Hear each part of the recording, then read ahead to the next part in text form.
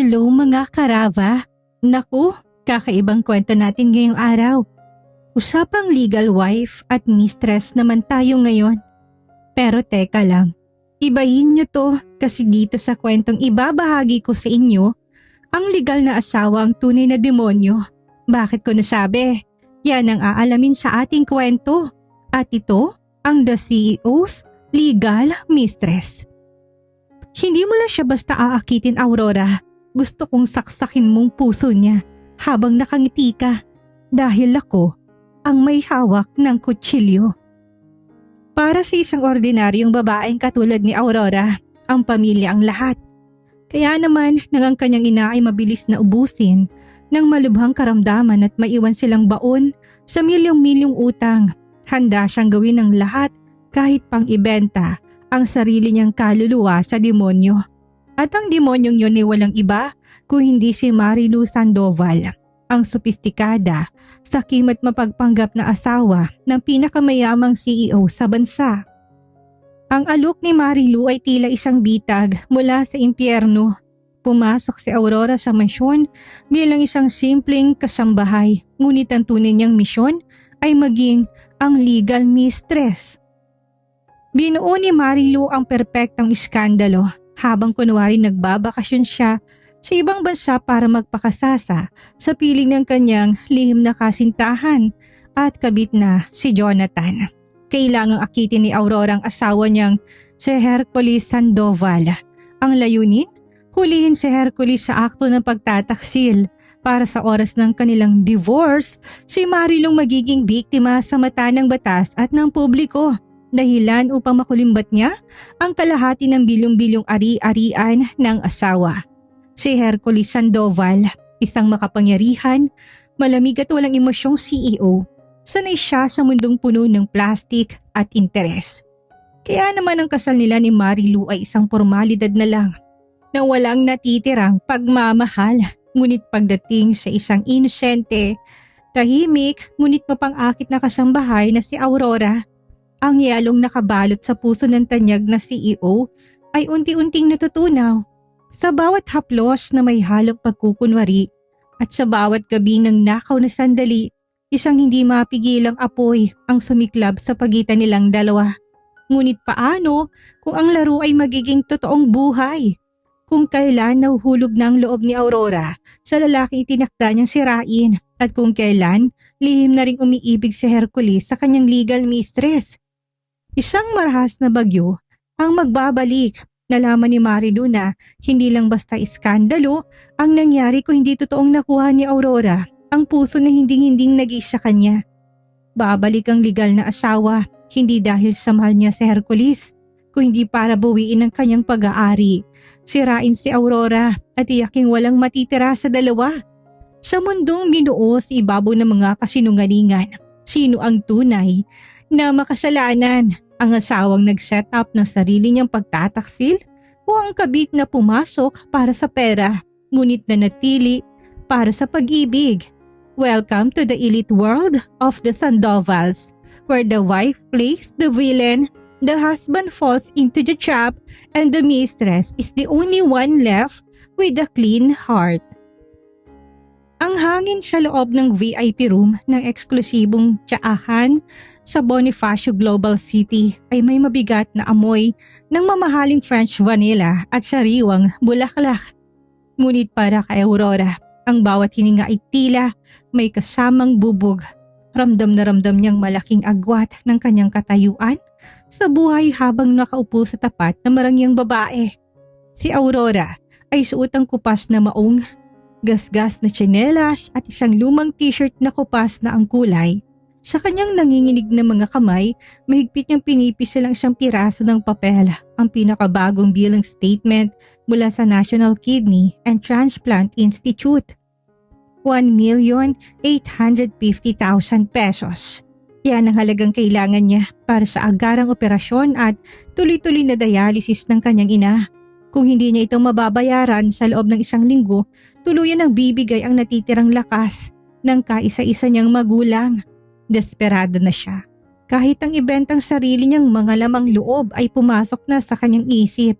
Kaya naman na makatanggap siya ng tawag mula sa isang mayamang ginang para sa isang special na trabaho, hindi na siya nagatubili. Uminom ka muna, Aurora. Masyado kang mukhang balisa. Basag ni Marilu Sandoval sa katahimikan. Ang kanyang boses ay malambing, sopistikada, ngunit may talim na tila kayang humiwa ng balat. Inayos nito ang kanyang mamahaling diamond ring habang nakangiti ng matamis. Si Marilu ang legal na asawa ni Hercules Sandoval, ang tanyag at kinatatakutang bilyonaryong CEO ng Sandoval Group of Companies. Ma'am Marilu, halos maipit ang boses ni Aurora. Sabi po ng kumari nyo na kapitbahay namin sa Dampa, may trabaho daw po kayong iaalok sa akin. Kahit na ano pong trabaho, ma'am, tatanggapin ko. Kailangan lang po talaga ng nanay ko ng pera. Nagmamakaawa po ako. Tumawa ng marahan si Marilu, isang tunog na walang konting init ng emosyon. Isang pino at marahang lagok ng tiyaang ginawa nito bago sumandal sa marangyang velvet na upuan. Diretsahan na tayo, Aurora. Ayoko na nag-aaksaya ng oras. Alam ko kailangan mo ng milyon-milyon at kayang-kaya kong ibigay yan sa'yo sa isang jiffy.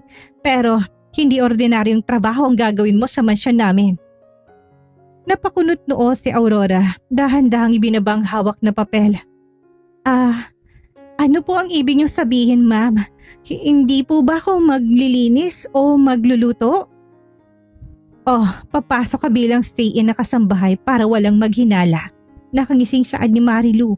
Humilig to pasulong sapat na para maamoy ni Aurora ang mamahaling pabango nito na tila amoy ng panganib. Pero ang tunay mong misyon ay akitin ng asawa ko. Gusto kong pumasok ka sa kwarto niya. Hawakan mo siya, gisingin mo pagnanasa niya. I want you to be his legal mistress. Nalaglag ang panga ni Aurora. Tila binusan siya ng malamig na tubig. Ano, ma'am? Hindi po. Pinalaki po ako ng maayos na mga magulang ko. Mahirap lang po kami. Pero hindi ko kayang mang-agaw ng asawa. Lalo na't asawa ninyo. Huwag kang magmalinis, Aurora. Biglang nagbagong tono ni Marilu. Ang marangyang mukha nito'y napuno ng bagsik at condensation. Kinuha niya ang kanyang kulay rosas na Hermes bag at marahas na naglabas ng isang piraso ng tseke na may nakasulat na 5 milyong piso. Inilapag niya ito sa lamesa, tapat na tapat sa tinititigan ni Aurora. Tingnan mong checking yan, Aurora. 5 milyon. Down payment pa lang yan para sa buhay ng nanay mo. Kapag nakuha mong atensyon ni Hercules at nagawa natin ng plano, dodoblihin ko yan. Plano? Bakit gusto niyong pagtaksilan kayo ng sarili niyong asawa? Nanginginig at hindi makapaniwalang tanong ni Aurora. Walang matinong asawa ang magbabayad ng ibang babae para akitin ang sarili nitong kabiyak. Sa sandaling yon bumukas ang pinto ng VIP room at pumasok ang isang matangkad, gwapo at tila modelong lalaki. Suot nitong isang mamahaling jacket at may mapangahas na ngiti sa mga labi. Agad itong lumapit kay Marilu. Naupo sa tabi nito at walang kaabog-abog na humalik sa labi ng ginang sa harap mismo ni Aurora. Dahil kay Jonathan ko gustong sumama, Aurora, sagot ni Marilu habang hinahaplos ang pisngi ng lalaki. Si Jonathan, ang lihim na kasintahan ni Marilu, ang lalaking tunay nitong mahal, habang si Hercules naman ay ginagamit lang nito para sa walang katapusang yaman at kapangyarihan.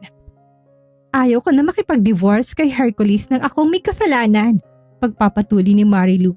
Ang mga mata ay nagninginig sa kasamaan at kasakiman.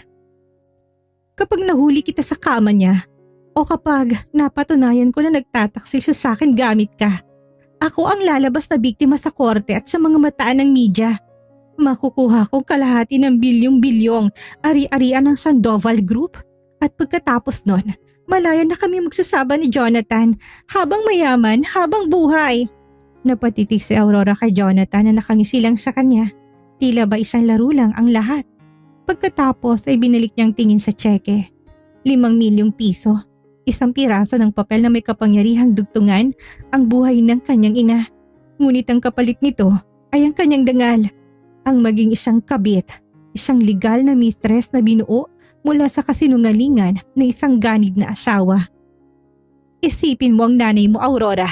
Udyok ni Marilu, ang boses ay muling naging malambing na tila ahas na bumubulong sa paraiso.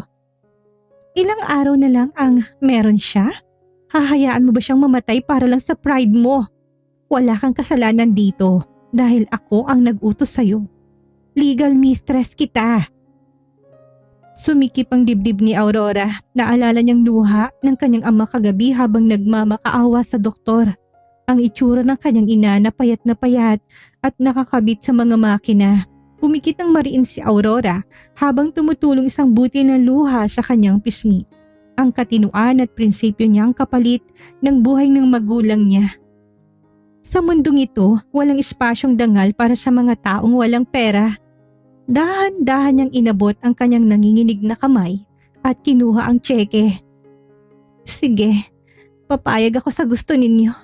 Bulong ni Aurora. Ang mga salitang yun ang nagudyat ng kanyang pagpasok sa isang madilim na laro kung saan ang legal na asawa ang demonyo at siya ang gagamiting mitya ng pagsabog. Ang Sandoval Mansion ay isang dambuhalang palasyo ng semento, bubog at bakal na nakatayo sa isang eksklusibong subdivision sa Forbes Park. Ngunit sa kabila ng karangyaan nito, walang init ng isang tunay na tahanan ng madarama sa loob. Para kay Aurora, ang bawat sulok ng mansyon ay tila isang hawla na gawa sa ginto. 3 araw na nakalipas mula nang tanggapin niya ang alok ni Marilu. At ayon sa plano, umalis ng ginang patungong Amerika kasama ang kabit nitong si Jonathan. Nag-iiwan ng malaking espasyo para simulan ni Aurora ang kanyang mapanganib na misyon. Gabi na, ang buong paligid ay nababalot na nakakabinging katahimikan maliban sa tunog ng aircon at ang marahang paghampas ng mop ni Aurora sa makintab na sahig na gawa sa mamahaling Italianong marmol. Suot niyang uniforme ng isang kasambahay, isang simpleng asul na bestida at puting apron. Bagamat simple ang suot, hindi may tatago ng telang hubog ng kanyang katawan at ang natural na ganda ng kanyang muka nang walang bakas na cosmetics. Napatigil si Aurora nang marinig ang tunog ng dambuhalang pinto ng mansyon na bumukas. Kusang bumilis ang tibok ng kanyang dibdib. Alam niya kung sino ang dumarating. Walang ibang pumasok sa oras na ito kundi ang hari ng tahanang ito. Pumasok si Hercules Sandoval. Ang tanyag na CEO ay may tindig na tila ba sa kanyang pag-aari ang buong mundo. May taas itong 6 na talampakan at 2 pulgada. May malawak na dibdib na bakas sa ilalim ng kanyang mamahaling Armani suit at may panga na matalas at tila'y pininta. Ngunit ang pinakamapanganib sa kanya ay ang kanyang mga mata. Madilim, matatalas at kasing lamig ng yelo. Mukha itong pagod mula sa maghapong pamamahala sa bilyong-bilyong ari-arian ng pamilya. Ngunit ang kanyang otoridad ay hindi nabawasan kahit nakatiting. Marahang tinanggal ni Hercules ang kanyang korbata habang naglalakad patungo sa malawak na sala. Doon ay nagtamang kanilang mga paningin. Napakong mga paa ni Aurora sa kinatatayuan niya. Ang hangin sa pagitan nila ay tila biglang uminit. Sino ka? At nasaan si Marilu? Malamig at baritonong boses na tanong ni Hercules. Ang bawat salita ay may bigat na tila kayang magpatumba sa isang ordinaryong tao. Napalunok si Aurora, pinipilit na huwag manginig. Ako po si Aurora, sir. Bagong stay-in na kasambahay. Si Ma'am Marilu po. Umalis na po papuntang Amerika kaninang hapon para sa kanyang bakasyon at business trip. Sabi po niya, ako na po munang bahala sa lahat ng kailangan ninyo. Napatitig si Hercules kay Aurora. Hindi nakaligtas sa matatalas na mata ng CEO ang inosenteng mukha ng dalaga. Ang mapupulang labi na walang pintura at ang mga matang tila may tinatagong takot at lungkot. Sa loob ng maraming taon na pagiging kasal kay Marilu, nasanay si Hercules sa mga babaeng puno ng kolorete, plastik at interes. Kaya naman ang simpleng kagandahan ni Aurora ay tila isang sariwang hangin sa kanyang maruming mundo. Subalit agad na bumalik ang lamig sa kanyang muka. Ipaghanda mo ako ng kape sa study room. Black, no sugar. Tipid na utos ni Hercules bago to tumalikod at naglakad paakyat sa marangyang hagdanan. Huminga ng malalim si Aurora nang makalayo ang lalaki. Hinaplos niyang kanyang dibdib na tila ba lalabas ang kanyang puso sa tindi ng kaba. Kaya mo to, Aurora, para sa nanay mo, bulong niya sa sarili. Sa kusina, maingat niyang inihanda ang kape. Habang nagpapakulo ng tubig, naalala niyang huling bili ni Marilu sa telepono bago to sumakay ng eroplano. Huwag kang mahiya, Aurora. Lalaki si Hercules. Matagal na kaming walang ugnayan sa kama. Uhaw yan. Kaunting haplos at ipakita ng balat, bibigay yan. Nang matapos ang kape, dinala to ni Aurora patungo sa study room. Sa ikalawang palapag, kumatok siya ng 3 beses bago marinig ang malamig na tugon ni Hercules nang pumasok siya. Binuksan ni Aurora ang pinto at sumalubong sa kanya ang amoy ng lumang libro, mamahaling tabako at ang palalaking amoy ni Hercules. Ang CEO ay nakaupo sa kanyang dambuhalang swivel chair. Nakabukas ng unang 3 butones ng kanyang polo dahilan upang makita ang matipunong dibdib nito.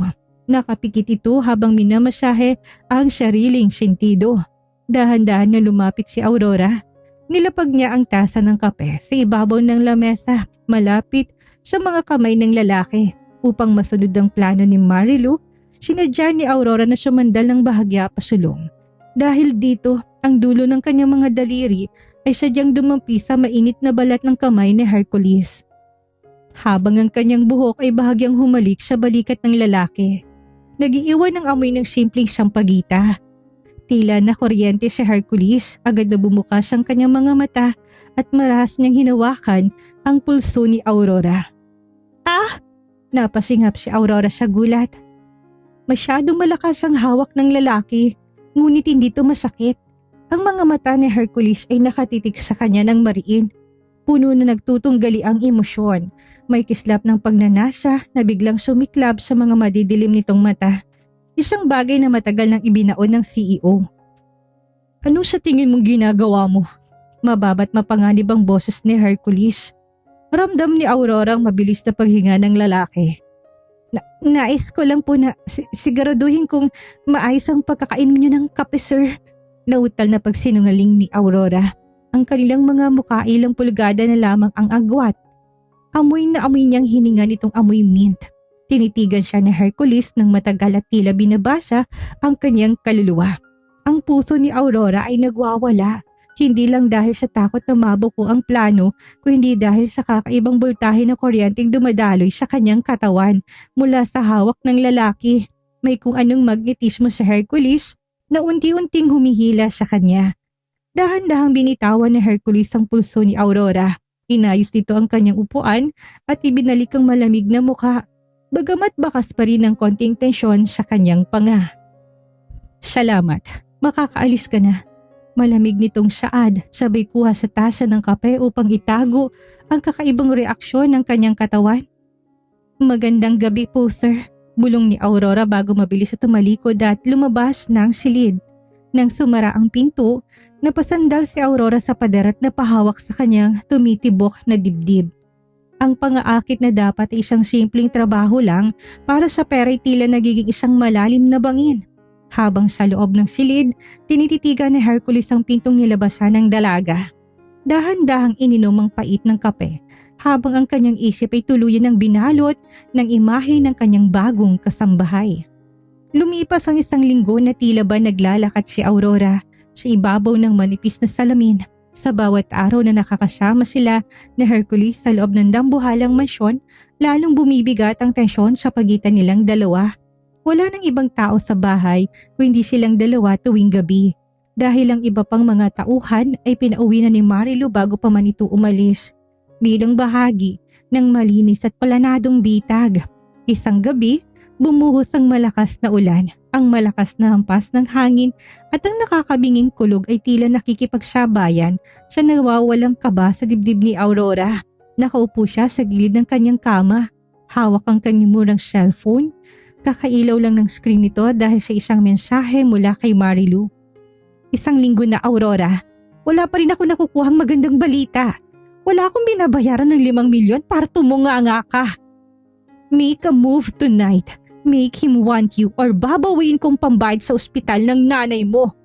Nabitawan ni Aurora ang telepono at napahikbi. Ang bigat-bigat ng kanyang sitwasyon, nakataya ang buhay ng kanyang ina sa bawat kilos niya. Pinunasan niyang kanyang mga luha at humugot ng isang malalim na hininga. Kailangan niyang gawin ito, kailangan niyang lulukin ang huling piraso ng kanyang dangal. Tumayo siya at nagpalit ng damit. Ayon sa utos ni Marilu, iniwan siya nito ng mga sadyang manipis at mapang-akit na pantulog. Sinuot ni Aurora ang isang kulay perlas na silk nightgown na umaabot lamang sa itaas ng kanyang tuhod. Manipis ang tela nito kaya't bahagyang bumabakat ang kurba ng kanyang katawan. Ibinagsak niya ang kanyang mahabang buhok. Kinagat ang sariling labi upang mamula at dahan-dahang lumabas ng kwarto. Pumunta siya sa kusina upang kumuha sana ng tubig bilang palusot, ngunit natigilan siya na makitang mailaw sa may minibar ng sala. Nakita niya doon si Hercules. Nakaupo ang CEO sa isang mataas na silya, hawak isang baso ng mamahaling whiskey. Suot nito isang itim na silk robe na nakabukas ang itaas na bahagi. Naglalantad ng matipunot siksik nitong dibdib. Ang buhok ni Hercules ay medyo magulo. Isang bihirang tanawin kumpara sa palagi nitong perpekto at formal na ayos tuwing umaga. Sa mahinang liwanag ng lampara, lalong lumutang ang matatalas na linya ng kanyang mukha. Mukha itong pagod, balisa at tila may malalim na iniisip. Kusa sanang aatras si Aurora dahil sa takot, ngunit naalala niyang banta ni Marilu. Nag-ipon siya ng lakas ng loob at tumakbang palapit. Nang marinig ni Hercules ang maliliit na yabag, marahan itong inikot ang hawak na baso at inangat ang kanyang paningin. Sa sandaling magtamang kanilang mga mata, tila tumigil ang pag-ikot ng mundo ni Aurora. Ang malamig at madilim na mga mata ni Hercules ay dahan-dahang bumaba mula sa mukha ni Aurora, patungo sa manipis na talang bumabalot sa kanyang katawan, pababa sa kanyang mapuputing binti. Nakita ni Aurora ang pag-ikting ng panga ng lalaki. "Anong ginagawa mo dito sa ganitong oras?" Mababa, garalgal ngunit mapanganib na tanong ni Hercules. Ang boses nito ay humalo sa tunog ng ulan sa labas. Kukuha lang po sana ako ng maiinom, sir." Nanginginig na sagot ni Aurora, ngunit sa halip na dumiretso sa kusina, lumapit siya sa kinaroonan ni Hercules. "Napansin ko po nagising pa po kayo. Gusto niyo po ba ng kasama?" Isang mapaklang ngising sumilay sa labi ng CEO. Ibinaba nitong baso ng whiskey sa ibabaw ng counter na gawa sa granite. "Kasama? Alam mo ba kung anong ibig sabihin ng inaalok mo, Aurora?" Lumunok si Aurora, pilit siyang humakbang ng isa hanggang sa magkalapit ng kanilang mga katawan. Amoy na amoy niyang matapang na amoy ng alak, hinaluan ng palalaking pabango nito na pilit sumusuot sa kanyang pandama. Inabot ni Aurora ang bote ng whiskey at sadyang nilapat ang kanyang braso sa dibdib ni Hercules upang salinan to ng alak. Ngunit bago pa man tumulo ang alak, mabilis na hinawakan ni Hercules ang bewang ni Aurora at mara siyang hinila palapit. Napasigaw ng mahina si Aurora dahil sa gulat. Bumagsak siya ng bahagya sa pagitan ng mga binti ni Hercules na nakabuka mula sa pag-upo. Ang kanyang mga kamay ay otomatikong napakapit sa mainit at hubad na dibdib ng lalaki upang hindi siya matumba. Ramdam niyang mabilis at malakas na tibok ng puso ng CEO sa ilalim ng kanyang mga palad. "Sir, sino nagturo sa iyong gawin ito?" Matalim nitong tanong. Ang mukha ni Hercules ay ilang pulgada na lamang ang layo sa kanya. Ang init ng hininga nito ay tumatama sa mukha ni Aurora, nagpapadala ng libu-libong boltahe ng kuryente sa kanyang sistema. "Hindi ako tanga, Aurora. Sa ilang araw na nandito ka, napapansin ko mga pasimpleng sulyap mo. Ang mga sadyang pagdikit mo sa akin. Anong kailangan mo? Pera? O ako?" Hindi makapagsalita si Aurora, namimilog ang kanyang mga mata habang nakatitig sa lalaking dapat ginagamit niya lang, ngunit bakit siya ang tila natutunaw? Hindi na naghintay ng sagot si Hercules. Isang kamay nitong umakyat mula sa bewang ni Aurora patungo sa kanyang batok at mahigpit siyang hinawakan doon upang hindi siya makatakas. Nilapit ni Hercules ang kanyang muka sa leeg ng dalaga at mariing inamoy ang balat nito. Napapikit si Aurora at napakagatlabi nang maramdaman ng dulo ng ilong ng lalaking humahagod sa kanyang leeg. "Napakabango mo. Napaka-inosente, ngunit pilit pumapasok sa apoy." Bulong ni Hercules sa mismong tenga niya na nagpapatayo sa lahat ng balahibo ni Aurora. "Hindi ko alam kung anong larong ginagawa mo sa kawalan ng asawa ko. Pero kapag pumasok ka sa teritoryo ko, hindi na kita pakakawalan kahit na alam ko na may itinatago ka." Sa halip na matakot, isang pambihirang init ang gumapang sa tiyan ni Aurora. Unti-unting nawawalang boses ni Marilu sa isip niya at ang tanging natitira ay ang presensya ng lalaking nakayakap sa kanya. Hinaplos ni Hercules ang pisngi ni Aurora gamit ang hinlalaki nito at dahan-dahang nilapit ang kanyang mga labi patungo sa nanginginig na labi ng dalaga. Sa gabing yun, sa gitna ng bumabagyo at madilim na gabi, nagsimulang gumuho ang pader na naghihiwalay sa kanila. Ang planong paglilinlang ay unti-unti na nagiging isang mapanganib at makasalanang totoo. Ang kulog na gumuhit sa kalangitan ay tila naging hudyat ng pagsabog ng emosyong matagal ng kinimkim sa loob ng silid. Sa pagitan ng init ng katawan na Hercules at ng malamig na hampas ng ulan sa bintana, nawalan ng lakas si Aurora na lumaban. Ang kamay ni Hercules na nakahawak sa kanyang batok ay may posesibong higpit. Habang ang isa nitong palad ay nanatiling nakayapos sa kanyang bewang, na tila ba natatakot na bigla siya maglaho tulad ng isang magandang panaginip. Dahan-dahan, ang labi ni Hercules ay sumakop sa nanginginig na labi ni Aurora. Napasuntok ng mahina si Aurora sa matigas na dibdib ng CEO dahil sa biglaang sensasyon. Ang halik ni Hercules ay hindi marahas ngunit puno ito ng gutom, pagnanas at isang matinding pangungulila na tila taon-taong kinulong sa isang madilim na selda.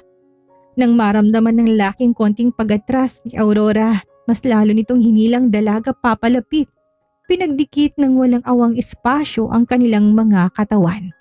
Isang mahinang daing ang kumawala sa bibig ni Aurora at ang pagkakataong iyon ang ginamit ni Hercules upang mas palilimin pa ang halik. Sa bawat galaw ng mga labi ng lalaki, unti-unting nawawala ng ulirat si Aurora. Nawala ang takot, nawala ang banta ni Marilu at nawalang multo ng 5 milyong piso. Ang tanging natira sa kanyang isip ay ang lalaking kasama niya ngayon, sa Hercules na nagbibigay sa kanya ng isang uri ng proteksyon at init na hindi niya kailanman naramdaman sa buong buhay niya.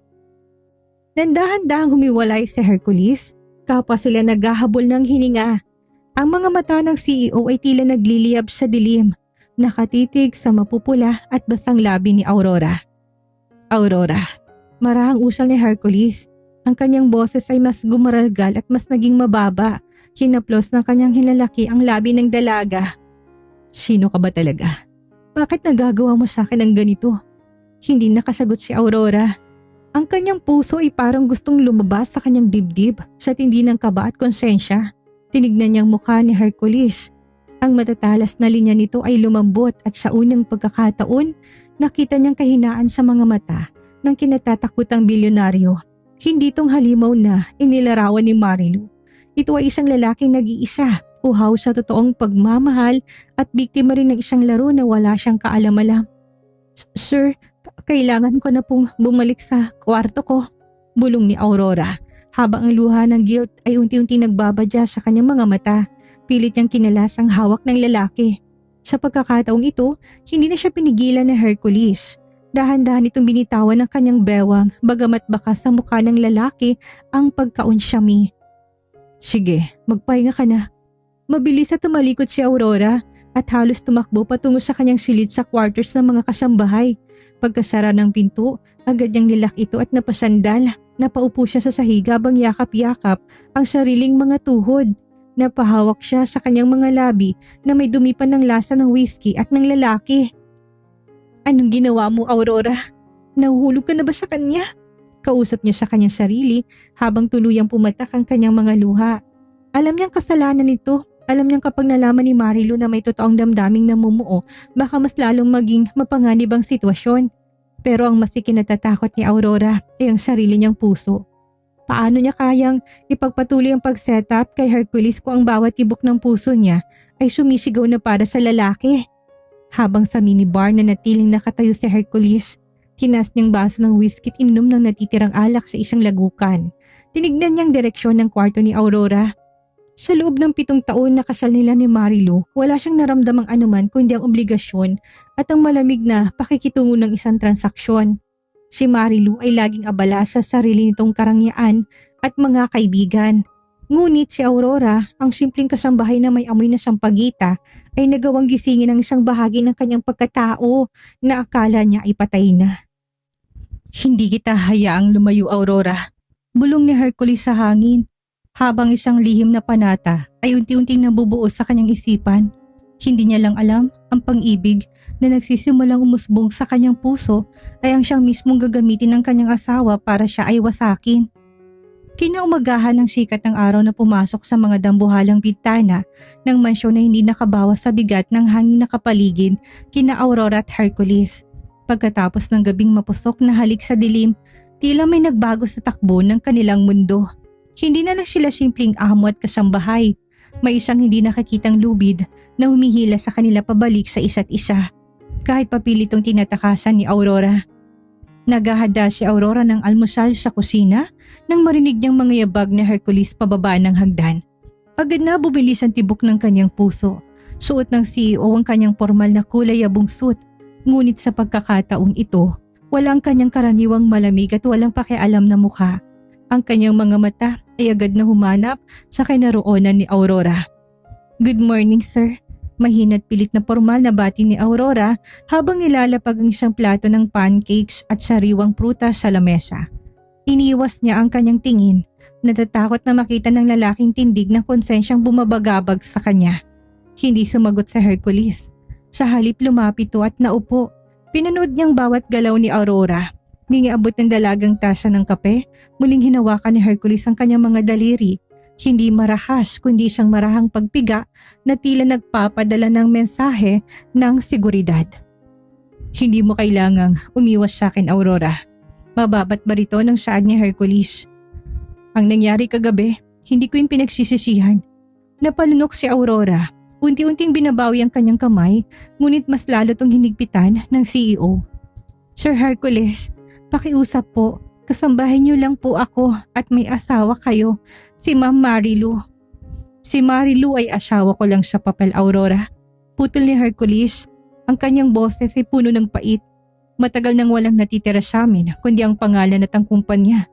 Ngunit ikaw, sa maikling panahong nandito ka, ikaw lang ang nakapagparamdam sa akin na buhay ako, na hindi lang ako isang makinang nagtatrabaho para sa pera. Ang mga salitang yon ay tila mga palasong sumaksak sa puso ni Aurora.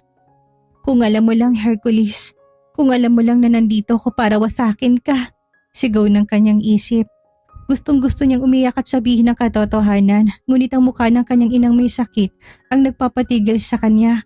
Ang 5 milyong down payment ni Marilu, ang kasalukuyang nagpapanatili sa buhay ng kanyang ina sa ospital. Nakakulong siya sa isang bitag na siya mismong pumirma. Binitawan ni Hercules ang kamay ni Aurora nang tumunog ang cellphone ng lalaki. Isang tawag mula sa opisina. Sandali nagbagong mukha ng CEO, bumalik ang pagiging seryoso at saka tumayo. "May kailangan akong asikasuhin sa kumpanya. Mag-ingat ka dito." Bago tutuluyang lumabas, isang huling malalim na titig ang binigay niya kay Aurora.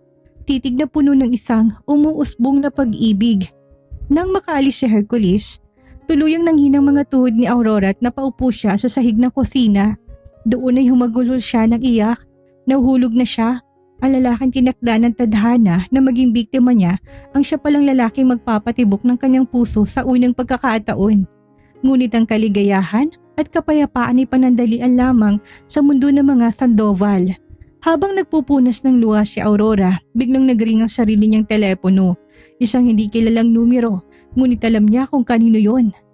"Hello, Aurora." Ang boses ni Marilu sa kabilang linya ay tila amoy ng asopre mula sa impyerno. "Nabalitaan ko mula sa mga security guard na mukhang madalas kayong magkasama ng asawa ko at balita ko late na siyang pumasok sa opisina ngayon. Good job, Ma'am Marilu." Nanginginig ang boses ni Aurora. "Siguraduhin mo lang na kapag bumalik ako dyan sa susunod na buwan, handa ng lahat," banta ng legal na asawa.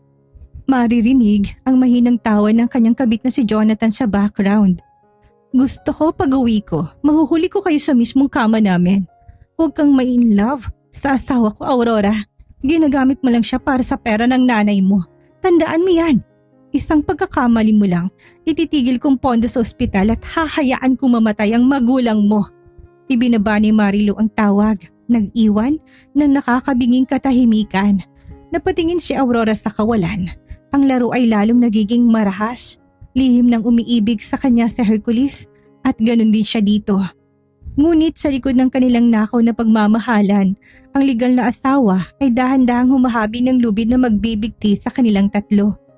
Sumapit ang sumunod na linggo na tila ba isang matamis, ngunit mapanganib na panaginip. Ang Sandoval Mansion na dati kasing lamig ng sementeryo ay unti-unting napupuno ng mga nakaw ng ngiti, mainit na haplos at mga titig na hindi kayang itago ang katotohanan.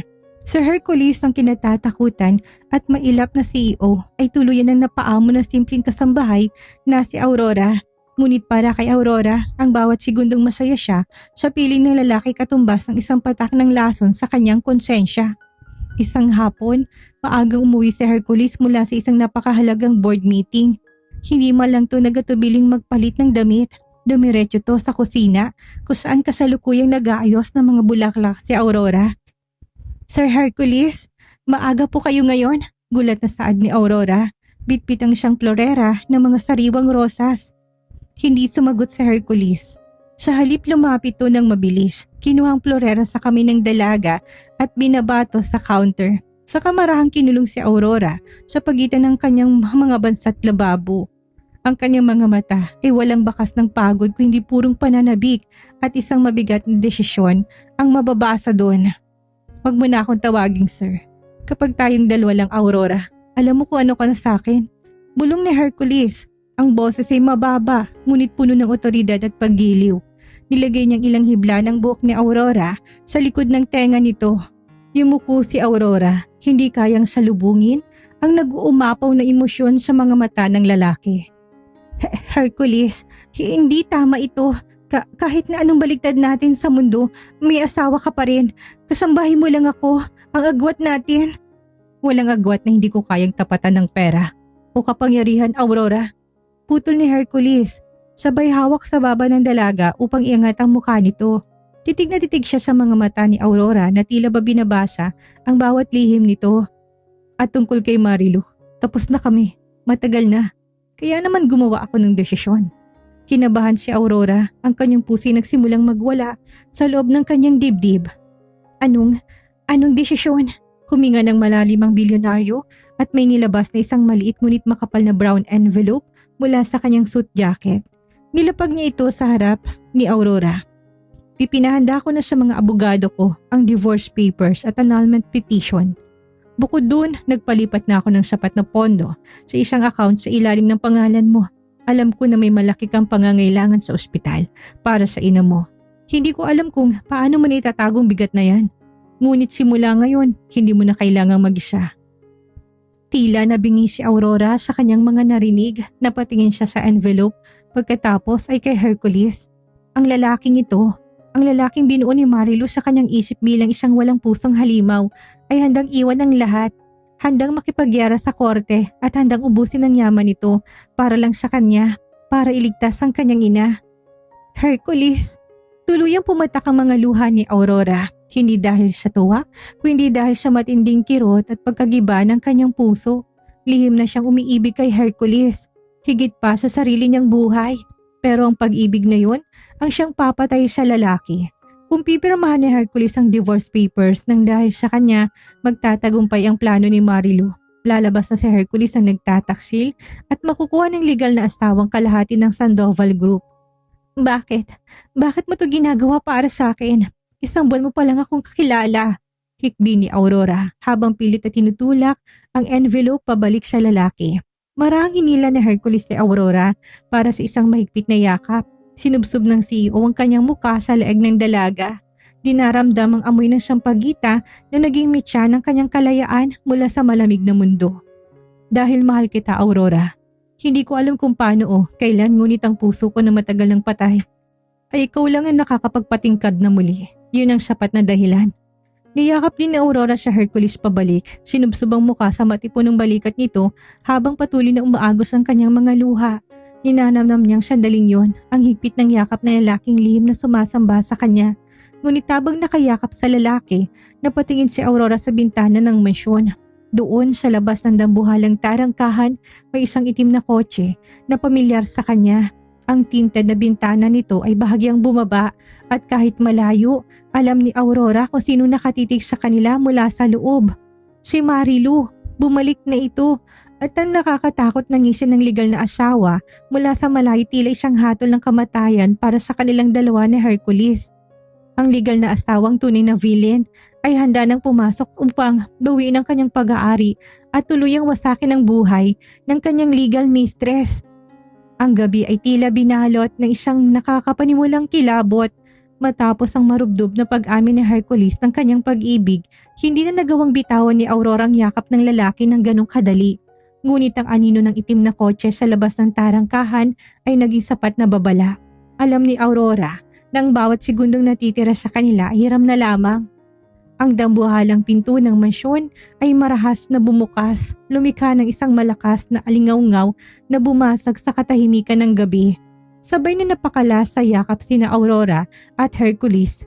Mula sa pintuan, pumasok si Marilu Sandoval. Suot nitong isang mamahaling pulang trench coat. Ang kanyang mga takong ay lumilika ng matatalas na tunog sa marmol na sahig.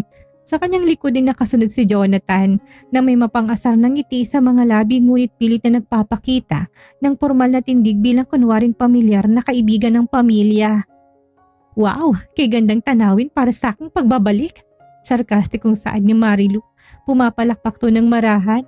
Ang bawat tunog ay tila sampal sa mukha ni Aurora. Ang kanyang mga mata na dati puno ng nagpapanggap na lambing ay nagliliyab ngayon sa galit at kasakiman. Agad nang makbang sa Hercules pasulong, hinarangan si Aurora gamit ang kanyang sariling katawan. Ang malamig at kinatatakutang CEO ay muling nagbalik. Ang kanyang pangay nag-igting at ang kanyang mga mata ay naging kasing talim ng patalim. Marilu, akala ko ba sa susunod na buwan pang balik mo mula sa Amerika? Bakit Hercules?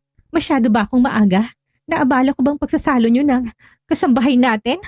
Lumapit si Marilu, bawat takbang ay puno ng lason. Tinignan niya si Aurora mula ulo hanggang paa, isang tingin na puno ng pandidiri at pagbabanta.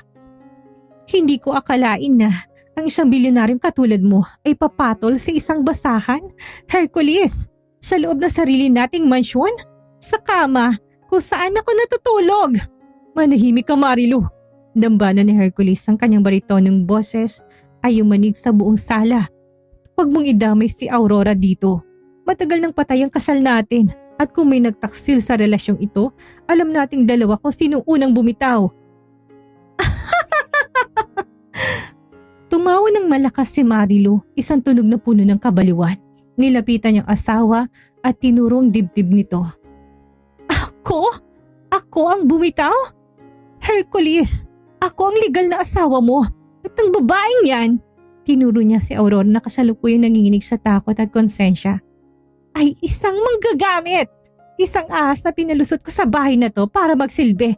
Pero ang binalak pala ay ang akyatin ka sa kama. Naiyak na napayuko si Aurora. Ang sakit ng mga salita ni Marilu ay doble ang dusa dahil alam niyang katotohanan. Si Marilu ang may gawa ng lahat ng ito. Ngunit sa harap na Hercules ay nagagawa nitong magbiktima-biktimahan ng walang kapreno-preno. Wala akong pakialam sa tantrums mo Marilu. Malamig na tugon ni Hercules. Inabot niyang brown envelope sa ibabaw ng lamesa at marahas na hinagis ito sa tapat ng asawa. Nakahanda ng divorce papers. Pirmahan mo yan. Ibibigay ko sa iyo ang tamang sustento at ang mansyong ito. Ngunit si Aurora, aalis siya kasama ko. Nalaki ang mga mata ni Marilu na makita ang envelope. Ngunit sa halip na matakot, isang demonyong ngisi ang sumilay sa kanyang mga labi. Tinignan niya si Jonathan na dahan-dahang naglabas ng isang tablet mula sa kanyang bag. Divorce? At sa tingin mo ba papayag ako sa tamang sustento lang, Hercules? Inago ni Marilu ang tablet kay Jonathan at hinarap to kay Hercules. Ang screen ay naglalaman ng mga malilinaw na litrato. Mga litrato ni na Hercules at Aurora naghahalikan sa minibar. Noong nakarang linggo, ang kanilang mga haplos at ang kanilang mga nako na sandali na lihim na kinuha ng mga tauhan ni Marilu. Sa oras na makarating to sa korte at sa media, Hercules, wawasakin kung pangalan mo't ng Sandoval Group. Lalabas na ikaw ang nababae. Ikaw ang nagtaksil habang ang kawawang asawa mo ay nasa ibang bansa para mag-asikaso ng negosyo. Bulong ni Marilu, ang kanyang boses ay puno ng tagumpay. Makukuha kong kalahati ng kumpanya mo at ang legal mistress mo, Sisiguraduhin ko mabubulok siya sa kulungan sa kasong concubinage. Nanghinang mga tuhod ni Aurora. Napatingin siya kay Hercules na sa unang pagkakataon ay bakas ang pagkagulat sa mukha. Tumingin si Marilu ng diretso sa mga mata ni Aurora, isang tingin na may kasamang malinaw na mensahe. Gawin mong huling utos ko o mamamatay ang nanay mo. Pakiusap, Ma'am Marilu, huwag! Bulong ni Aurora. Ang kanyang boses ay halos hindi lumabas sa kanyang lalamunan. Ang bitag ay tuluyan ng sumara at silang dalawa ni Hercules na ay nakakulong sa loob ng walang kawalan. Ang hangin sa loob ng malawak na sala ay tila naging laso na dahan-dahang pumapatay sa natitirang lakas ni Aurora. Ang mga litrato sa tablet na hawak ni Marilu ay huling pako sa krus na magpapadapa kay Hercules. Kitang-kita doon ang bawat emosyon, ang bawat nakaw na halikat ang pagkagising ng puso ng CEO na ngayon ay gagamitin laban sa kanya. Ano, Hercules? Pipirmahan mo bang divorce paper sa mga kondisyon ko? O gusto mong makitang pagbagsak ng Sandoval Group sa mga balita bukas ng umaga? Nakangising hamon ni Marilu.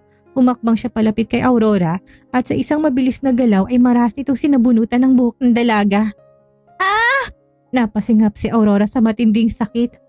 Marilu, bitawan mo siya! Sigaw ni Hercules. Akto itong susugod upang bawiin si Aurora, ngunit tinarangan siya ni Jonathan. Huwag kang makialam, Sandoval. Isang galaw mo, isasend ko mga file na to sa board of directors mo ngayon din. Banta ni Jonathan na may pang-ahas ng ngiti. Tinignan ni Marilu si Aurora ng mariin. Ang kanyang mga kuko ay bumaon sa anit ng dalaga. Sa sobrang lapit nila, narinig ni Aurora ang mabilis at pabulong na utos ng legal na asawa. Wandakin mong puso niya, Aurora. Sabihin mong totoo na pera lang kailangan mo sa kanya. Kung hindi itatawag ko ngayon din sa ospital na itigil ang makina ng nanay mo. Nanginig ang buong katawan ni Aurora. Ang luha sa kanyang mga mata ay tuluyang umagos. Hindi dahil sa sakit ng sabunot, kundi dahil sa dambuhalang kutsilyo na kailangan niyang isaksak sa puso ng lalaking tanging nagmahal sa kanya ng tapat. Tumingin si Aurora kay Hercules. Ang mga mata ng CEO ay puno ng pag-aalala, ng galit, ngunit higit sa lahat, ng pagmamahal na handang sumagip sa kanya. Patawarin mo ko, Hercules. Patawarin mo ko dahil kailangan ko maging demonyo sa harap mo. Sigaw ng natutunaw na kaluluwa ni Aurora. Bitawan mo na ako, Ma'am Marilu! Mahina ngunit malamig na saad ni Aurora. Nang binitawan siya ni Marilu, inayos ni Aurora ang kanyang sarili. Huminga siya ng malalim, pinunasan ang kanyang mga luha, tinarap si Hercules gamit ang isang muka na pilit niyang ginawang walang emosyon, isang maskara ng kasakiman. Aurora, huwag kang matakot. Ipaglalaban kita, mariing sabi ni Hercules. Pilit na inaabot ang kanyang kamay. Ngunit sa halip na abutin ito, lumayo si Aurora, isang mapait na sarkastikong tawang pinakawalan niya, ang uri ng tawa na madalas niyang marinig kay Marilu. Ipaglalaban? At sa tingin mo ba, Sir Hercules, ay gusto kong ipaglaban mo ko? Natigilan si Hercules, ang kanyang mga kamay ay nabitin sa hangin.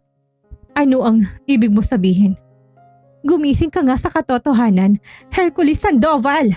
Sigaw ni Aurora, pilit na pinatitigas sa kanyang boses upang hindi ito mapiaiyak sa iyak. Tingnan mo ako, isang mahirap na kasambahay. Sa tingin mo ba talaga ay ma-in love ako sa isang lalaking kasing tanda mo na walang ibang alam kung hindi magpakalunod sa trabaho? Ginawa ko lang lahat ng yon dahil kailangan ko ng pera. Ang panga ni Hercules ay dahan-dahang nanghina. Ang maton at kinatatakutang CEO ay tila unti-unting naglalaho. Pinalitan ng isang lalaking unti-unting nadudurog ang mundo. Hindi totoo yan. Ang mga halik mo, ang mga yakap mo. Peke ang lahat ng yon, patuloy ni Aurora. Bawat salita ay tila may kasamang dugo mula sa sarili niyang puso. Inutusan ako ni Ma'am Marilu na akitin ka dahil kailangan niya ng ebidensya para sa hiwalayan ninyo. Binayaran niya ako ng 5 milyong piso para isalbang nanay ko. Pumasok ako sa mansyong ito, hindi para magsilbi sa'yo, kundi para itanim ang bitag na ito. Ginamit kita, Hercules. Pera mo lang ang habol ko. Isang nakakabinging katahimikan ang bumalot sa silid. Tanging ang tunog ng malakas na ulan sa labas ang naririnig. Tinitigan na Hercules si Aurora. Ang madilim nitong mga mata na dati puno ng init para sa dalaga ay unti-unti napupuno ng isang matinding lamig. Ang lamig ng isang pusong tuluyan ng pinatay. Bakas ang labis na pait, kabiguan at galit sa kanyang muka. Kaya naman pala, bulong ni Hercules. Ang kanyang boses ay naging kasing lamig ng semento. Kaya naman pala napakadali para sa'yo na pumasok sa buhay ko. Lahat pala ay isang malaking palabas. Oo, kaya pirmahan mo ng gusto ni Ma'am Marilu para makuha ko ng natitirang bayad ko at makaalis na ako sa pesting bahay na to. Huling hirit ni Aurora, saka tumalikod upang hindi makita ng lalaki ang kanyang tuluyang paghaguluhol. Nakangising lumapit si Marilu at nilapag ang ballpen sa ibabaw ng lamesa, katabi ng mga papeles. Pirma na asawa ko para matapos ng dula-dulaan na ito. Tinignan ni Hercules ang ballpen. Pagkatapos ay ang likod ni Aurora. Walang kaabog-abog na kinuha niyang panulat at mabilis na nirendahan ang kanyang pirma sa mga dokumento. Nang matapos ay binitawan niya ito tumingin kay Marilu. Kunin mo ng lahat ng gusto mo. Ang kumpanya, ang mansyon. Pero siguraduhin mong hindi ko na muli makikita ang mukha ng babaeng yan. Nang maglakad si Hercules paakyat ng hagdanan ay hindi siya lumingon. Doon tuluyang napaluhod si Aurora sa sahig. Walang lakas na tinakpan ang kanyang mukha habang ang kanyang puso'y tuluyan ang nawasak sa sarili niyang mga kamay. 6 na buwan ang mabilis na lumipas mula nang maganap ang madilim na gabing yon sa Sandoval Mansion. Para kay Aurora, ang bawat araw na dumaan ay tila isang walang katapusang parusa. Matagumpay ang naging operasyon ng kanyang ina gamit ang perang nakuha niya mula sa marahas na transaksyon kay Marilu. Ligtas na ang kanyang pamilya, ngunit ang kapalit naman noon ay ang tuluyang pagkamatay ng kanyang sariling kaluluwa.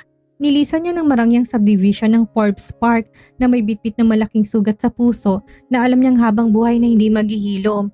Kasalukuyan siyang nagtatrabaho bilang isang encoder sa isang maliit at lumang shipping company sa Port Area, Manila. Simple lang ang kanyang buhay, malayo sa karangyaan at pilit niyang ibinabaon ng alaala ng isang bilyonaryong nagngangalang Hercules Sandoval.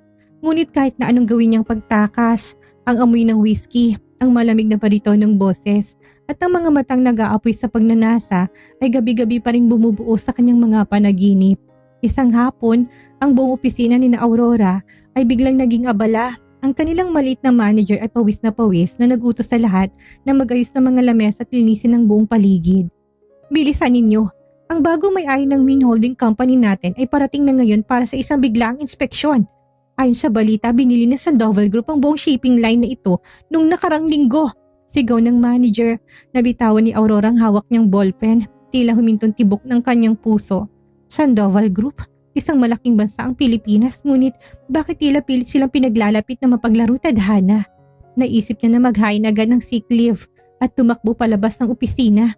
Ngunit huli ng lahat, bumukas ang dambuhalang pinto ng opisina. Pumasok isang hanin ng mga lalaking nakasuot na bodyguard at sa gitna ng mga to ay ang lalaking matagal ng pinakamamahal ni Aurora, si Hercules Sandoval. Ngunit ang Hercules na nakikita ni Aurora ngayon ay mas malayo, mas matigas at mas mapanganib kaysa sa lalaking nakasama niya sa mansyon. Ang kanyang tindig ay puno ng bagsik, ang kanyang panga ay tila gawa sa bakal at ang kanyang mga mata ay tuloy nang nawala ng kahit na anong bahid ng emosyon. Walang natira sa katinuan ng lalaki kundi ang purong walang awang kapangyarihan. Bagamat nakuha ni Marilu ang kalahati ng kanyang yaman, sa divorce ay nagawa ni Hercules na triplihin ang kanyang kita sa loob lamang ng 6 na buwan dahil sa kanyang walang awang pamamalakad sa negosyo bilang paghihiganti sa mundo. Naglakad si Hercules sa gitna ng hilera ng mga empleyadong nakatungo. Habang lumalapit ito sa cubicle ni Aurora, lalong sumisikip ang dibdib ng dalaga. Sinubukan niyang itagong kanyang muka, ngunit ang posisibong aura ng CEO ay tila isang magnet na humila sa paningin ng lalaki. Napatigil si Hercules sa tapat mismo ng lamesa ni Aurora. Ang buong opisina ay binalot na nakakabinging katahimikan. Tumingin si Hercules pababa, diretso sa mga mata ni Aurora na ngayon na nagsisimula ng mangilid ang luha. Walang bakas ng pagkagulat sa mukha ng CEO. Ang totoo, alam niya kung nasaan si Aurora dahil hindi niya ito tinigilang ipahanap. Hindi upang bawiin kundi upang tiyaking buhay ang impyernong mararanasan nito. So, dito ka lang pala nagtatago matapos mong nakawin ng 5 milyong piso mula sa asawa ko, Aurora. Malamig, mababat kasing talim ng patalim ang boses ni Hercules na umalingaw-ngaw sa buong silid. Napakapit si Aurora sa gilid ng kanyang lamesa, nanginginig ang buong katawan. Sir Hercules, isang mapaklang ngisi ang sumilay sa labi ng bilyonaryo. Lumapit pa to ng bahagya, sapat na para maamoy ni Aurora ang matapang at pamilyar nitong pabango na hinaluan ng amoy ng kapangyarihan. Akala ko ba malaki ang ambisyon mo? Matapos mong ibentang katawan mo at magpanggap na mahal mo ako para sa pera ni Marilu, nauwi ka lang pala sa ganitong karuming opisina. Ang bawat salita ni Hercules ay parang isang lason na dahan-dahang sumasaksak sa puso ni Aurora. Ang mga katrabaho niya ay nagsimula ng magbulungan. Nagtatanong kung anong uri ng maraming nakaraan ang meron ng isang simpleng encoder na katulad niya sa isang tanyag na CEO. Patawad po sir, kung ayaw niyo po akong makita, maaari po akong mag-resign ngayon din, bulong ni Aurora. Pilit na pinipigilan ng sarili na wag humagulol sa harap ng lahat. Mag-resign? Biglang hinawakan ni Hercules ang braso ni Aurora at marasyang hinila patayo mula sa kanyang upuan. Ang hawak nito ay may galit, may pait, ngunit sa ilalim nun, ramdam ni Aurora ang parehong kuryenteng nagliyab sa kanila nung mga nakarang buwan. Sino nagbigay sa'yo ng karapatang umalis, Aurora? Sa oras na pirmahan kong pagbili sa kumpanyang ito, pag-aari ko na rin ang bawat empleyadong narito at kasama ka. Nilapit ni Hercules ang kanyang mukha kay Aurora. Ang kanyang madidilim na mga mata ay sumisigaw na nagtutunggali ang emosyon. Galit na nag-aapoy, ngunit may kasamang matinding pangungulila na pilit itong tinatago sa likod ng kanyang paghihiganti. Ang laro na sinimulan ninyo ni Marilu ay tapos na para sa kanya. Pero para sa atin, nagsisimula pa lang ang tunay na parusa, aking legal mistress. Binitawan ni Hercules ang braso ni Aurora ng marahas, dahilan upang mapaupo muli ang dalaga sa kanyang silya. Tumalikod ang CEO at naglakad palayo kasamang kanyang mga tauhan, nag-iwan ng isang malinaw na banta. Habang si Aurora, habang pinapanood ang pag-alis ng lalaki, ay alam ng muling pagtatagpo nilang ito ang magiging mitya ng isang mas matindi at mas madugong labanan ng pag-ibig at puot. Hindi binigyan ni Hercules si Aurora ng pagkakataong makahinga.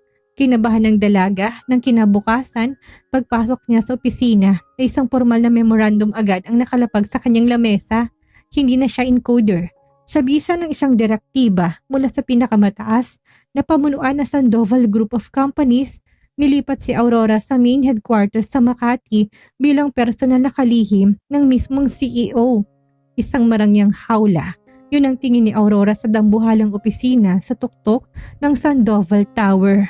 Ang silid ay pinalilibutan ng mga nagtataasang salamin na natatanaw ang buong syudad.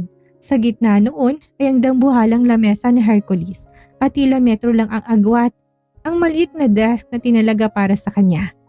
Mula ngayon, dito ka na magtatrabaho, Aurora. Malamig na utos ni Hercules habang nakaupo sa kanyang swivel chair. Hindi mo lang nagabalang tingnan ng dalaga. Nagbubukas to ng mga papeles na tila ba walang multo na nakaraan sa pagitan nilang dalawa. Gusto kong bawat galaw mo, bawat hininga mo ay nakikita ko. Hindi mo na ako muling maloloko. Sir Hercules, pakiusap po, bakit niyo po ako ginagawa dito? Nanginginig ang boses ni Aurora. Habang nakatayo sa harap ng lamesa nito, mahigpit na nakayapos ang kanyang mga kamay sa sariling dibdib. Nakuha na ni Ma'am Marilu ang gusto niya, ligtas ng nanay ko. Bakit hindi niyo na lang ako hayaang mabuhay ng tahimik? Marahas di binaba ni Hercules ang kanyang mamahaling gintong fountain pen sa lamesa at tumayo. Ang kanyang 6 na talampakang tindig ay tila nagpaliit sa espasyong ng buong silid. Humakbang siya palapit kay Aurora. Bawat yabag ay may kasamang bigat ng galit na 6 na buwang kinimkim. Katahimikan. Isang mapaklang ngisi ang sumilay sa matatalas na labi ni Hercules. Binigyan mo ba ako ng katahimikan nang winasak mo ang puso ko, Aurora? Nang pinamukha mo sa akin na peke ang bawat haplos mo dahil lang sa 5 milyong piso ni Marilu? Hinawakan niya magkabilang balikat ni Aurora at isinandal ang dalaga sa malamig na padar na salamin. Napasinghap si Aurora. Ang mukha ni Hercules ay ilang pulgada na lang ang layo sa kanya. Amoy na amoy niyang pamilyar nitong panlalaking pabango na ngayon ay may kasamang amoy na kapangyarihan at puot. Ngunit sa likod ng galit sa mga mata ng CEO, nakita ni Aurora ang pamilyar na kislap ng pagnanasa, isang apoy na hindi napatay ng 6 na buwang pagungulila. Gusto kong maranasan mo ang impyernong dinanas ko, Aurora, bulong ni Hercules sa mismong mukha ng dalaga. Ang kanyang hininga ay mainit na humahaplos sa balat ni Aurora. Magtatrabaho ka para sa akin. Titiisin mong bawat bagsik ko at gabi-gabi, ipapaalala ko sa'yo kung paano mo binentang sarili mo. Humagulhol si Aurora, ngunit pilit niyang huwag gumawa ng tunog. Ang sakit ng pagkakahawak ni Hercules sa kanyang balikat ay walang-wala sa kirot ng katotohanan na hindi niya pwedeng sabihin dito kung gaano niya ito kamahal. Na ginawa niya lang yon para iligtas ang buhay nito mula sa blackmail ni Marilu. Habang nagaganap ang matinding tensyon sa pagitan ng dalawa, Sa isang marangyang penthouse sa Bonifacio Global City, iba naman ang uri ng bagyong nagbabadya. Isang mamahaling kristal na baso ng alak ang inihagis ni Marilu sa pader. Ang kanyang mukha na dati perpekto ay tila haggard na ngayon at puno ng stress. Sa loob lamang ng 6 na buwan, ang kalahati ng yamang nakuha niya kay Hercules mula sa divorce ay halos maubos na. Ginamit nila ito ng kanyang kabit na si Jonathan sa walang katapusang sugal sa Macau, ang mga maluluhong biyahe at mga maling pamumuhunan. "Jonathan, nasa na naman ang natitirang pondo sa account?" Sigaw ni Marilu sa lalaking kasalukuyang pranting nakaupo sa sofa, abala sa kanyang cellphone. "Relax, Marilu. Natalo lang sa kasino kagabi. Makakabawi rin tayo." Walang pakialam na sagot ni Jonathan.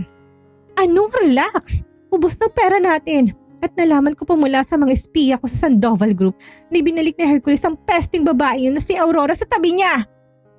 Nanginginig sa galit ang legal na asawa. Ang kanyang mga kuko ay bumaon sa kanyang palad. Hindi pwedeng magkasama sila. Kapag nalaman ni Hercules ang totoo na ako nag-setup sa lahat, hindi lang perang mawawala sa akin. Ipapakulong niya ako. Isang demonyong planong muling nabuo sa utak ni Marilu. Tumingin siya kay Jonathan na may kasamang nanilisik na mga mata. "Maganda ka, Jonathan. Babalik tayo sa mansyon. Kung kailangan gamitin ko ulit ang nanay ni Aurora para tuluyang tapusin ang larong ito ay gagawin ko. Ang asawa ko ay sa akin lang at walang sino mang kabit ang pwedeng umagaw sa yaman na dapat ay sa akin." Ang bawat sandali sa loob ng dambuhalang opisina ni Hercules ay tila isang parusa ng tadhana para kay Aurora. 1 linggo na siyang nagsisilbi bilang personal na sekretary nito.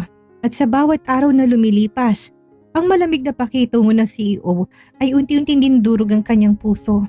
Subalit sa kabila ng matatalas na salita at utos ni Hercules, alam ni Aurora na may iba pang kahulugan ng mga titig ng lalaki tuwing gabi. Isang nag-aalab na pagnanas at pagmamahal na pilit itong tinatago sa likod ng padar ng galit. Ngunit ang marupok na kapayapaang iyon ay tuluyang naglaho isang hapon. Bumukas ang pribadong elevator ng executive floor nang walang pasabi. Ang tunog ng mabibilis at matatalas na takong ay umalingaw-ngaw sa labas ng opisina. Kasunod ang boses ng security guard na pilit pinipigilan ang isang mapangahas na bisita. "Ma'am Marilu, hindi po kayo pwedeng pumasok nang walang appointment. Umalis ka sa daraanan ko. Ako pa rin ang asawa ng may-ari ng kumpanyang ito." Napatayo si Aurora mula sa kanyang desk. Ang kanyang buong katawan ay binalot ng matinding panginginig. Ang pintuan ng opisina ni Hercules ay maras ng naitulak at doon ay pumasok si Marilu Sandoval. Hindi na itong sopistikadang ginang na nakilala ni Aurora 6 na buwan na nakakalipas. Ang kanyang mukha ay halatang stress, mas puyat at ang kanyang mga mata ay nanilisik sa galit at desperasyon. Kasunod dito ay si Jonathan, damagamat mayabang pa rin ang tindig ay bakas ang kaba sa mga mata. "Marilu," malamig na saad ni Hercules habang dahan-dahan na tumayo mula sa kanyang upuan.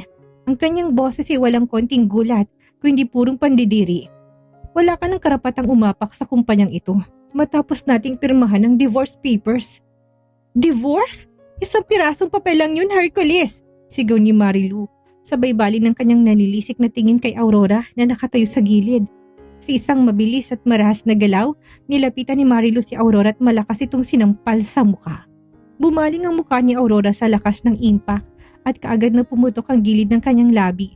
Napahawak siya sa kanyang pisngi habang umaagos ang luha. "Marilu!" Galit na sabi ni Hercules. Akto tong susugod upang harangan ang kanyang dating asawa, ngunit bago pa man siyang makahakbang, mabilis na naglabas sa isang Manila envelope si Marilu at maras na inihagis sa lamesa ng CEO. "Huwag kang lalapit, Hercules. Tingnan mo muna kung anong uri ng ahas ang binalik mo sa tabi mo," duro ni Marilu kay Aurora. "Ang babaeng yan. Siyang nagnakaw na natitirang pondo ng kumpanya na nakuha ko sa divorce. Nakipagsabwatan siya sa mga tauhan ko para ubusin ang pera ko. At ngayon ibumalik siya sa'yo para makuha naman ang natitirang yaman mo." Namilog ang mga mata ni Aurora sa matinding gulat. "Hindi totoo yan. Ma'am Marilu, kayo nag-ubos ng pera ninyo sa sugal, kasama si Jonathan. Huwag niyo akong pagbintangan." "Manahimik ka, kabit!" sigaw ni Marilu. Akto pang sasampalin si Aurora sa ikalawang pagkakataon. Ngunit sa pagkakataong ito, sinalo ni Hercules ang kanyang kamay. Ang hawak ng CEO sa pulso ni Marilu ay napakahigpit at sapat na para mapadaing ang ginang sa sakit. Bitawan mo ko, Hercules! Nasasaktan ako! Umalis kayo sa harap ko. Bago ko tawagin ng mga pulis para kalad ka rin kayo palabas ng gusaling ito. Mababa, mariin at mapanganib ang boses ni Hercules. Binitawan niyang kamay ni Marilu nang may kasamang pandidiri. Nakangising lumapit si Jonathan, pilit na nagmamatapang sa harap ng bilyonaryo. Pulis? Sandoval? Sige, tawagin mo mga pulis. Pero bago mo gawin yan, baka gusto mong malaman ng buong media ang sikat na si Hercules Sandoval ay may tinatagong relasyon pa rin sa kasambahay na sumira sa kasal niya. At ikaw, Aurora, lumingon si Jonathan sa dalaga. Ang kanyang ngiti ay tila isang demonyo. Kumustang nanay mo sa ospital? Balita ko medyo humihina naman ang tibok ng puso niya. Isang tawag ko lang sa mga kakilala kong doktor doon. Baka biglang magkaaberyang mga makina. Tila binuhusan ng yelo si Aurora sa kanyang narinig. Ang banta ni Jonathan ay malinaw. Kahit na lumipas ang 6 na buwan, hawak pa rin nilang buhay ng kanyang ina. Napatingin si Aurora kay Hercules. Nakasalukuyang nakatitig din sa kanya. Ang mga mata ng CEO ay puno ng pagdududa, galit at nagtutunggali ang emosyon habang nakatingin sa envelope na naglalaman ng mga peking ebidensya na ginawa ni Marilu para idiin si Aurora. Totoo ba, Aurora? Mababa't garalgal ang boses ni Hercules. Tinitigan niyang dalaga at tila nagmamakaawang sabihin nitong hindi totoong lahat. Ito ba ang dahilan kung bakit pumayag ka na bumalik sa akin? Para sa pera pa rin? Yumuko si Aurora. Ang kanyang mga balikat ay nayayanig sa matinding pag-iyak. Ang kutsilyo ng kasinungalingan ay muli niyang kailangang ibaon sa sarili niyang dibdib. Kung ipagtatanggol niyang kanyang sarili, totoong ipapapatay ni ng Marilu ang kanyang ina. Patawad, Hercules, bulong ni Aurora. Ang kanyang boses ay tuluyan ng binalot ng kawalan ng pag-asa. Pera lang naman talagang mahalaga sa akin mula sa simula. Ang mga salitang yun ang nagpatigil sa mundo ni Hercules. Ang huling pag-asa sa kanyang mga mata ay tuluyan na napalitan ng isang madilim at walang katapusang puot. Habang sina Marilu at Jonathan ay tahimik na nagdiriwang sa likod ng kanilang mga peking ngiti, ang legal mistress ay muling sumasayaw sa apoy na sakripisyo upang iligtas ang mga taong mahal niya. Ang katahimikang bumabalot sa opisina matapos ang pag-amin ni Aurora ay mas nakakabingi kaysa sa anumang kulog. Tinitigan ni Hercules ang dalaga. Ang mga mata nito na dati may bahid ng pagsusumamo ay tuluyan na naging kasing lamig at kasing dilim ng kawalan. Umabante si Marilu na may matagumpay ng ngiti at taktong kukunin ng mga papeles upang tapusin ang kanyang banta. Subalit bago pa man may makakilos, ang pinto ng opisina ay muling bumukas. At sa pagkakataong ito, pumasok ang 2 lalaki na ka-uniform ng National Bureau of Investigation, kasunod ng personal na abogado ni Hercules na si Attorney Santos. Anong kahangalan nito, Hercules? Asik ni Marilu, biglang nakaramdam ng malamig na agos ng kaba sa kanyang mga ugat. Hindi ako tanga, Marilu. At lalong hindi ako bulag. Mababat barito ng saad ni Hercules. Ang kanyang boses ay may kasamang bagsik na tila ba galing sa kailaliman ng lupa. Lumingon siya kay Attorney Santos na kaagad namang naglapag ng isang digital voice recorder sa lamesa at pinindot ang play. Mula sa speaker umalingaw-ngaw ang isang malinaw na usapan. Wasakin mong puso niya, Aurora. Sabihin mong totoo na pera lang kailangan mo sa kanya. Kung hindi, itatawag ko ngayon sa ospital na ititigil ang makina ng nanay mo. Yun ang boses ni Marilu nung gabing winasak ni Aurora ang puso ni Hercules sa mansyon. Kasunod doon ay mga usapan nila Marilu at Jonathan sa kanilang penthouse kung saan pinaplanong pagpipeke ng mga pirma at dokumento upang nakawan ng Sandoval Group at idiin si Aurora sa krimen. Nanginig ang mga labi ni Marilu, ang kanyang mukha ay nawalan ng kulay na naging kasing puti ng papel. Hindi, peke ang recording na yan! Inimbento lang yan ng babaeng yan! Yan ang mismong wiretap at surveillance audio na nakuha ng mga pribadong ahente ko sa loob ng 6 na buwan, Marilu. Maliwanag na paliwanag na Hercules. Lumapit siya kay Aurora, dahan-dahang hinawakan ng nanginginig nitong kamay at hinilang dalaga sa kanyang likuran upang protektahan. Nalaman kong totoo, 3 buwan na nakakalipas. Alam kong pinagbantaan mong buhay ng ina ni Aurora, kaya ako siya binalik sa tabi ko. Hindi para parusahan siya, kundi para ilagay siya sa lugar kung saan hindi mo na siya muling magagalaw.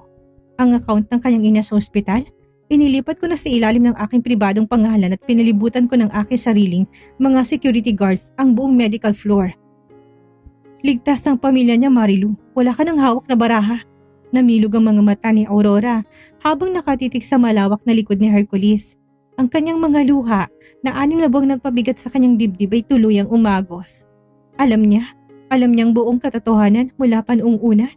Ang bawat malamig na pakikitungo nito sa kanya nitong mga nakaraang linggo ay isang palabas lamang upang hindi makaramdam ng hinala ang mga espiya ng kanyang asawa. "Jonathan, gumawa ka ng paraan! Umalis na tayo dito!" Hiyaw ni Marilu, lumingon sa kanyang kabit. Subalit bago pa man makakabang si Jonathan, mabilis siyang sinalubong ng mga ahente ng NBI at maras na pinhit ang kanyang mga kamay sa likod upang pusasan. "Jonathan Cruz at Marilu Sandoval, kayo ay arestado sa mga kasong falsification of public documents, extortion at grave threats. May karapatan kayong manahimik." "Bitawan niyo ako! Hercules, asawa mo ko! Hindi mo pwedeng gawin to sa akin!" Nagpupumigla sa sigaw ni Marilu habang kinakaladkad palabas ng opisina. Ang kanyang mamahaling trench coat ay nagusot, ang kanyang buhok ay nagulo at ang legal na asawang naghari-harian sa ibabaw ng mga kasinungalingan ay tuluyan ng gumuho ang mundo. Nang magsara ang pinto, tuluyang mawala ang ingay ng mga sirena ng pulis sa ibaba, naiwan na nakakabinging katahimikan sa loob ng silid. Dahan-dahang humarap si Hercules kay Aurora. Ang malamig at kinatatakutang CEO ay tila natunaw. Pinalitan ng lalaking may nag-uumapaw na pagmamahal at labis sa pagsisisi sa kanyang mga mata. Inabot niyang pisngi ni Aurora. Marahang pinunasan ng natitirang luha sa gilid ng labi ng dalaga na pumutok dahil sa sampal ni Marilu. "Patawarin mo ko, Aurora," bulong ni Hercules. Ang kanyang boses ay nanginginig sa emosyon. "Patawarin mo ko kung kailangan kong patagalin ang pag-aksyon ko. Kailangan ko siguraduhin na wala silang laban para hindi ka na nila muling masaktan. Ang tiising makita kang nasasaktan sa harap ko, yun ang pinakamatinding parusa sa akin." Umiling si Aurora. Hindi na napigilan ng sarili na sumubsob sa matigas at mainit na dibdib ng lalaki. Niyakap niya ito ng napakahigpit at dinamdam ang kalayaang matagal nang ipinagkait sa kanila. "Hercules, mahal kita. Patawarin mo ko kung nagsinungaling ako sa'yo. Ginawa ko lang yun dahil ayoko mawalang kumpanya mo at ayoko masira ka." "Shh, alam ko." Putol ni Hercules sa kasinubsob ang kanyang muka sa laig ng dalaga. Ninanam ng ang pamilyar na amoy ng sampagita na nagligtas sa kanyang malamig na buhay. "Walang halagang kumpanya o ang yaman ko kung wala ka sa tabi ko. Ikaw lang ang tanging totoo sa mundong puno ng kasinungalingan." Inangat ni Hercules ang mukha ni Aurora at marahang idinikit ang kanyang mga labi sa labi ng dalaga. Ang halik na yun ay hindi na katulad ng dating puno ng pait, takot at pagnanakaw. Ito ay isang halik ng pangako, isang halik ng pagsisimula ng isang bagong bukas. Ang laro ng legal na asawa ay natapos na sa likod ng mga rehas ng kulungan. At sa wakas, ang babaeng pumasok bilang isang kasambahay at ginawang kabit ng tadhana ay hindi na isang legal mistress, kundi ang nag-iisang reyna sa puso't buhay ng bilyonaryong si Hercules Sandoval. Ang sikat ng araw sa dalampasigan ng Amanpulo ay tila nakikipagsabayan sa ningning ng mga mata ni Aurora. 2 taon na nakalipas mula nang magiba ang mga kasinungalingan ni Marilu at Jonathan na ngayon ay parehong nagdurusa sa likod ng mga rehas. Ang buhay na dati puno ng takot at sakripisyo para kay Aurora ay napalitan ng walang kapatay na kapayapaan sa piling ng lalaking nagpabago ng kanyang tadhana. Gabi nang yayain siya ni Hercules na maglakad-lakad sa tabing dagat. Ang buong paligid ay nababalot ng liwanag ng buwan at mga sulo na sadyang itinanim sa pinong puting buhangin. Isang marangyang candlelit dinner ang nakahanda sa dulo ng kanilang lalakaran. Pinalibutan ng mga sariwang rosas na may amoy ng sampagita, ang amoy na unang nakabihag sa puso ng CEO. "Hercules, para saan ito? Wala naman tayong sineselebrate ngayon ah," nakangiting tanong ni Aurora habang nakahawak sa matipunong braso ng lalaki. Suot niyang isang simpleng puting bestida na sumasayaw sa ihip ng hangin. Napatigil si Hercules sa paglalakad. Humarap ito sa kanya. Ang mga madidilim nitong mata na dati kasing lamig ng yelo ay nag-uumapaw ngayon sa init at labis na paggiliw. Hinawakan niya magkabilang kamay ni Aurora at marahan na hinaplos sa mga to. "Meron tayong sineselebrate, Aurora." Mababat barito ng boses ni Hercules, ngunit may kakaibang kaba na hindi madalas marinig sa isang makapangyarihang CEO. "Sineselebrate kong bawat araw na gumigising ako na ikaw ang kasama ko. Ang araw na iniligtas mo ko mula sa isang buhay na walang kahulugan. Dahan-dahan lumuhod si Hercules sa isang tuhod sa harap ni Aurora. Mula sa kanyang bulsa ay naglabas siya ng isang maliit na pelos na kahon. Nang bumukas ito, isang dambuhalang Tiffany cut diamond ring ang kumikinang sa ilalim ng liwanag ng buwan. Napatakip ng bibig si Aurora. Agad na nangilid ang luha ng tuwa sa kanyang mga mata. Pumasok ka sa buhay ko bilang isang kasambahay. Ginawa kang kabit ng isang maling laro ngunit ikaw ang nag-iisang reyna ng puso ko, Aurora. Pagsusumamo ni Hercules, ang kanyang boses ay puno ng emosyon. I don't want you to be my mistress anymore. I want you to bear my name legally and forever. Aurora, will you marry me? Yes. Yes, Hercules. Sa ngalan ng pag-ibig, oo. Umiiyak na sagot ni Aurora habang hinayaan ng lalaking isuot ang singsing sa kanyang daliri. Mabilis siyang binuhat ni Hercules at pinaikot sa ere bago sinelyuhan ang kanilang pangako ng isang marubdob na halik sa tabing dagat. Ang marangyang kasal na sumunod ay naging laman ng lahat ng pahayagan at telebisyon. Sa isang eksklusibo at napakagandang simbahan, naglakad si Aurora patungo sa altar. Suot ang isang napakagandang ball gown na gawa ng sikat na designer. Sa dulo nun, naghihintay si Hercules na hindi mapigilang maluha nang makitang kanyang legal na asawa. Ang tunay na kabiyak ng kanyang kaluluwa. Ngunit ang tunay na biyayang natadhana ay dumating isang taon matapos ang kanilang pag-iisang dibdib. Sumapit ang isang maingay ngunit napakasayang umaga sa loob ng Sandoval Mansion. Ang dating malamig at tahimik na palasyo ay tuluyan ng binago ng mga hagikik, iyak at yabag ng maliliit na paa. Herculine, wag mong hilahin ang buhok ng kapatid mo! Saway ni Aurora habang karga-kargang isa sa kanyang mga sanggol. Hindi lang isa, hindi dalawa kundi tatlo. Biniyayaan sila ng tadhana ng malulusog na triplets. Sina Herculine, ang pangalan na nakuhang matatalas na mata ng ama. Si Hunter ang pangalawa na laging nakangiti tulad ni Aurora at ang kaisa-isang prinsesa na si Aurora Beatriz. Pumasok sa Hercules sa malawak na nursery, suot ang kanyang business suit ngunit agad na tinanggal ang korbata at Amerikana na makitang pamilya. Agad nitong binuhat ang dalawa pang sanggol na nagunahan sa kanyang mga binti. Sa kabila ng pagiging bilyonaryong CEO, pagdating sa bahay, siya isang mapagmahal na ama at asawa. Mukhang pagod ng reyna ko, nakangiting saad ni Hercules sabay lapit kay Aurora upang gawaran to ng isang mabilis na halik sa noo. Nakakapagod, pero itong pinakamasarap na pagod sa buong buhay ko, Hercules. Tugon ni Aurora habang nakasandal ang ulo sa balikat ng asawa.